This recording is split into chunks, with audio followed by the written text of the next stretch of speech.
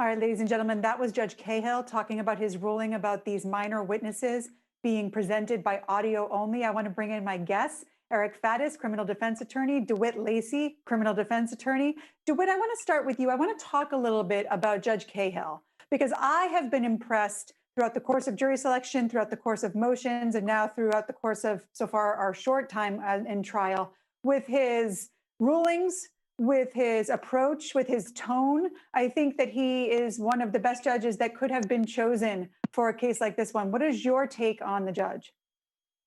I think he's been fair thus far. You know, he's calling it pretty much right down at the middle of the plate, so to speak.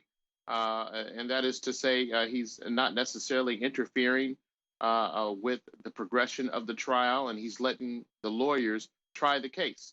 I mean, there are some circumstances where people are giving pretty substantial narratives, and he's, kind of chimed in to kind of help move things along. But his rulings on, objections and things like that, I think they've been fair thus far. All right, there you go, ladies and gentlemen. But I want to bring in DeWitt Lacy. He is a civil rights attorney. These are the cases that he handles all day, every day. DeWitt, what do you think about that position that that the defendant here, Derek Chauvin, is going to testify? He may. I don't know that that would necessarily go well for him.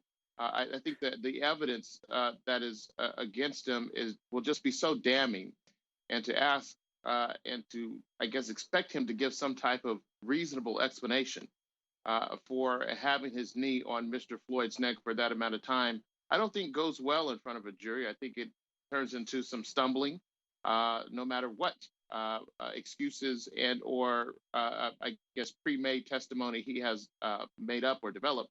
I think it doesn't end well for him.